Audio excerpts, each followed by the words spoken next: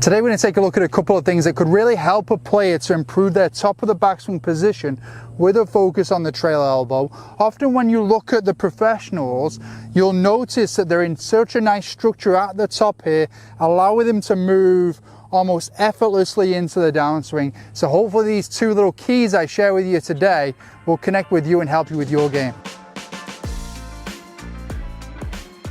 Hi everyone, thanks for joining me again. So today we're looking at the trail elbow movement through backswing. I find this particular segment is just almost simplifies the movement for a player. With it being central between the shoulder and the hand, the movement of the elbow, when in a good place, when moving how we want it to, is often a good reflection that we're moving well through the hands in the takeaway. So that's going to be one of the points that we go over today, how moving through the hands can help the elbow movement, but also how the player rotates and moves around the trail shoulder. So if the elbow visually is moving well, then we're probably doing a good job around the hands and around the movement of the shoulder and the rib cage. So that's where we're going today.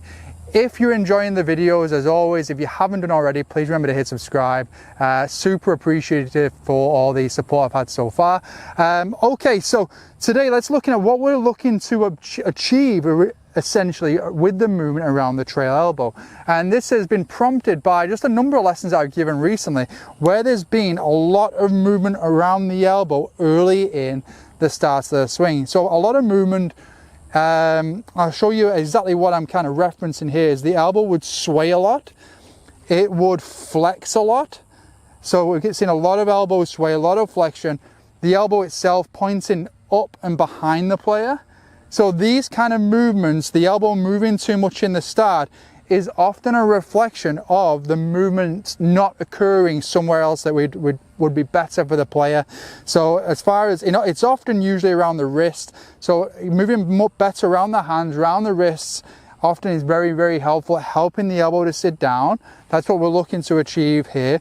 And the reference point I'm going to share with you all today that could be a good one for you to aspire towards is that if I was to set up here and move to the club shaft parallel to the ground, if at this point here you can see the length that I've got through my trail arm there, so my hands have stayed nice and, let's just say, low through the takeaway. At this point here, they shouldn't really have elevated too much.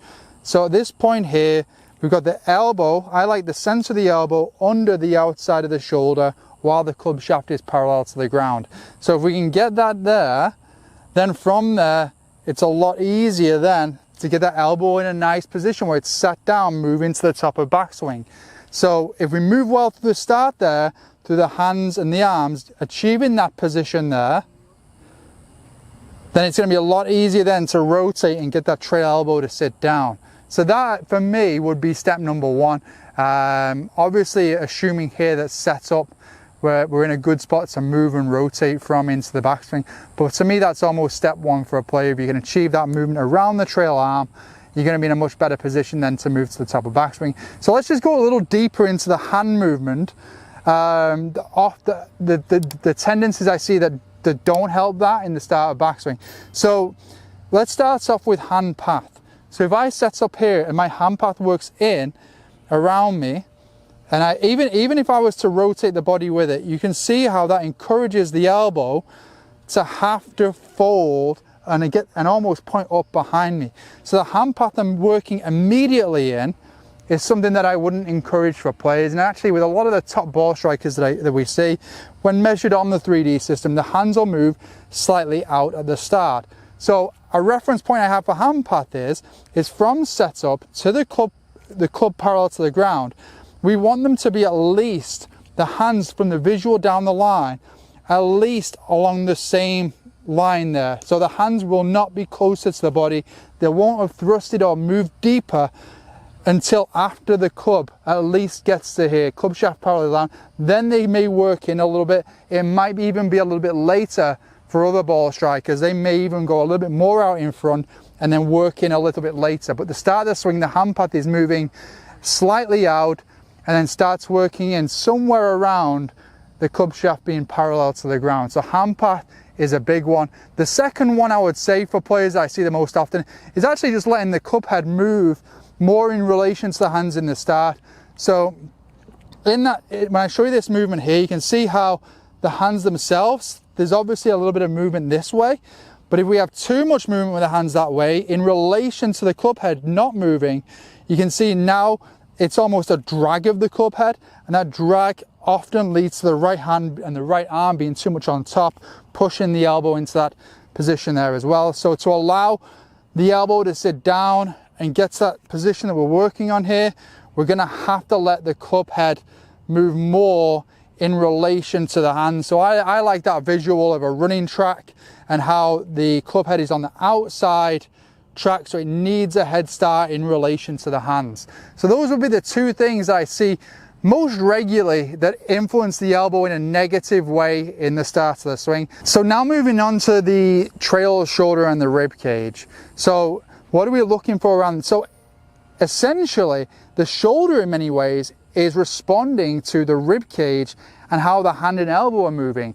So through the start of backswing, what I'm really looking for is that as the club and the hand are moving into that position there where the elbow is set down, is that the sternum is also working with the hands.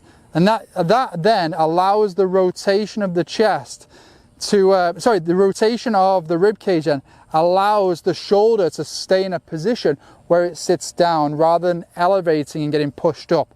So while the club and the hands are moving into this position, the sternum is rotating. I've got a very simple drill or exercise you could go through with that. You could use any ball for this, but I've just got one of these balls that you'd put between your forearms.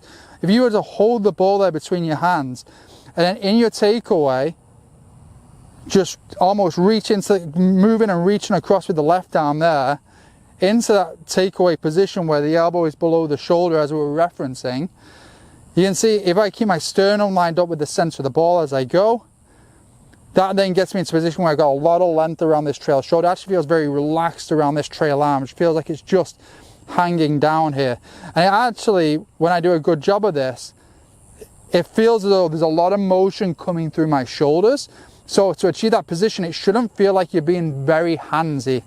It's more coming from the biggest segments up here and how I move around my shoulders, how I move around my rib cage when I keep a sternum lined up with the center of the ball. So great little feel there. Show you that from down the line. Yeah, I feel like it really simplifies the takeaway. So we'll get a couple of reps with that in there. Then moving into the swing now. Yeah, it feels as though I really removed a lot of unnecessary movement there in the takeaway. From there, my trail elbow is in just a really nice position to move to the top and get into a nice structure. Let's try a couple of freezes, just keeping this movement nice and slow. So we can get into a good setup position there, rehearse it nice and slow. After the feel with the ball, it feels very much for me like I'm driving the movement from here.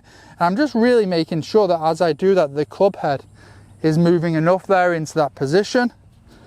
Let's see how we do. A couple of freezes. We'll stop at that spot and then hit.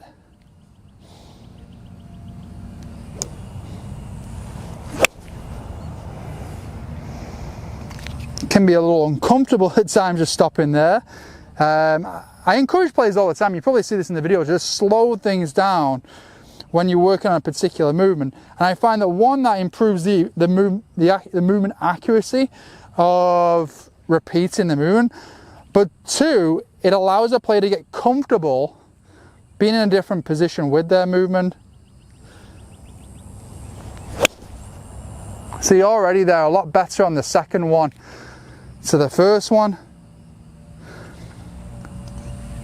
And if you watch the PGA Tour now with guys that are working towards obviously accuracy with their approach play, you'll notice that it's more likely to see a guy now that's slower in the start with his mid to short irons than quicker. I find it's very common to see guys now that are a lot slower in the start.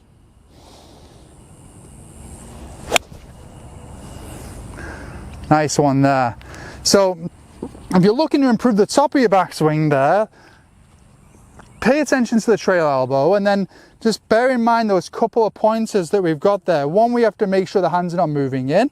we have to make sure the club is moving enough, and we have to make sure the chest or the rib cage is moving with the hands, making sure we get enough rotation. So we've got to keeping that length through the trail shoulder there. And then if we get in that nice position there where we feel like the trail arm is just hanging nice and long and the elbow is set down, moving to the top of backswing, keeping the elbow in a better spot should be a bit easier for you.